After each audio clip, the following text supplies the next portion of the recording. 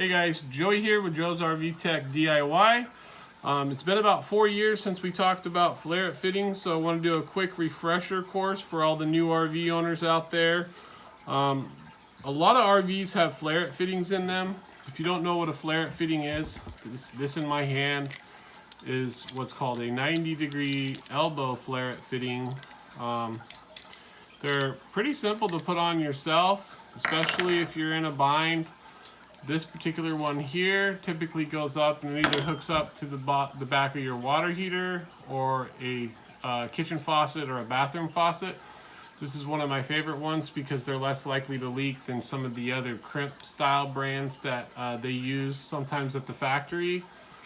The ones that the crimp style ones have come a long ways. There's a new one that just came out. We're going to do a video about that one, and we've really been enjoying using that one. But on today's video, we're going to talk about how to put on a Flair It fitting.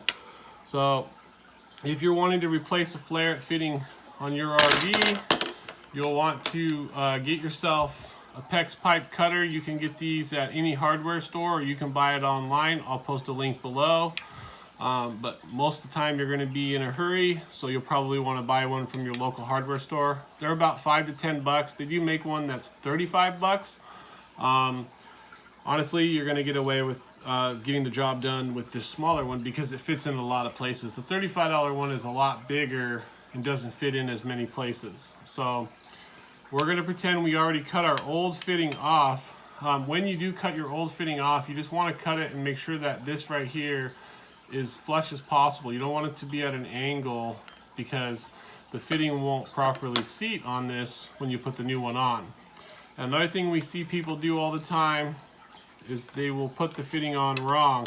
They'll put the fitting on, but they'll forget to put the actual piece on that completes the fitting. So this is why they call it a Flair It. So push this piece on the pipe like so, and then you would take this nipple here and you would push it into the pipe.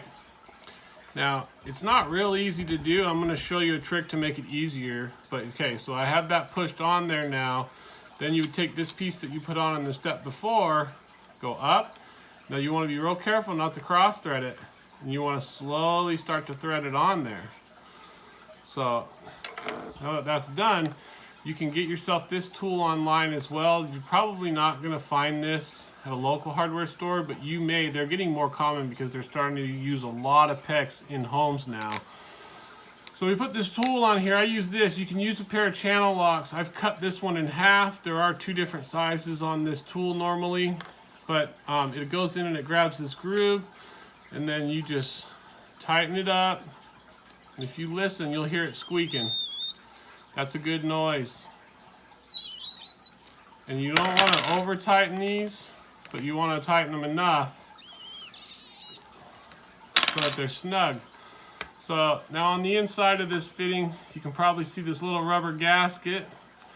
On some RVs, people will replace their fittings when in fact all they really needed to do was replace that gasket on the inside of this fitting. Now, if you buy these fittings in bulk, they're going to be a lot cheaper than when you buy them individually.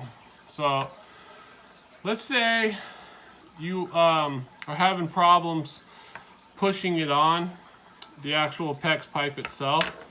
So, I'm going to show you guys an example here.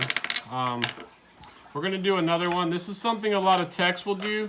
You got to be careful though because you are using fire. You can use a heat gun, and in fact, I recommend you use a heat gun and not a lighter. Some of us technicians are flat rate techs, and we can be in a hurry sometimes. So what you want to do is you'll take a heat gun and heat up this PEX just enough, and sometimes it only takes like 30 seconds to 60 seconds of heating it up. If you overheat it, it'll actually start to melt and can continue to melt. So we'll just take this lighter and I just kind of go around it a little bit, and I'm just putting a little bit of heat in it. And then after I've done that, I push the fitting on. And it's about half as difficult if you didn't heat it up. When you heat it up, it's about half the difficulty. So I recommend just pushing it on with brute force. But if you do want to heat it up, use a heat gun and don't get it too hot. You saw I did that just for a matter of seconds and was able to get it on there. So then again, slowly make sure you tighten that up. Don't cross thread it. Take your little tool here, tighten her up. That squealing noise is good. This fitting would be ready to be installed on the bottom of a sink or the back of a water heater. This is a straight one. We do have them that we put on sometimes that are elbows, like this, 90 degree. On this side it's female, on this side it's a male with a nipple. So these are common on water heaters, kitchen faucets, and bathroom faucets. So these are common in RVs when they're trying to make a corner or a radius corner. If you're replacing a large section of plumbing, what I tell people is to go to the RV. Like on Winnebago's, you can actually go on their website and look up the plumbing schematics of the RV. And if I was replacing all of the plumbing, I take out large sections at a time, believe it or not. I'll go in the bathroom underneath the faucet and I'll cut the line down where it made a 90 degree and came up. So if this was the line here, I would cut it here, and then I would go into the other room and I would do the same thing at the kitchen sink if that's where it was running to, and then I would snake that line out. But on this end here, sometimes I will tape a piece of string to go with it when I pull it out, and then I'll take that string and I'll snake it through, because sometimes they put little clamps on these pieces of PEX and they can be nearly impossible to access, and you want to be able to slide your new piece back through when you slide your new piece in, and that's what that string will do. It'll keep you inside those clamps. So if you guys have any questions about Flair It fittings or where to get them, and I'll post links below and you guys can purchase them online. Again though, you can purchase some of these at local hardware stores. And this tool, I've seen it twice now, so I'm assuming that they're starting to carry it. These parts themselves, the 90 degree elbow like this is part number 06816, Flair It. And the 90 degree male to male elbow is part number 06800. And then if you want the straight one like we installed here, it's part number 06873. Until next time, guys, thanks for watching. Safe travels. Be sure to subscribe if you haven't subscribed already.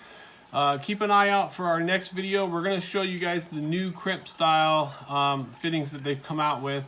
They have an older style that's very common, but there is a new one that's floating around right now that's actually not metal when you crimp it. It's plastic. So it is cool. We have yet to see them fail, so that's a video we are going to be bringing you. Until next time, thanks for watching. Safe travels.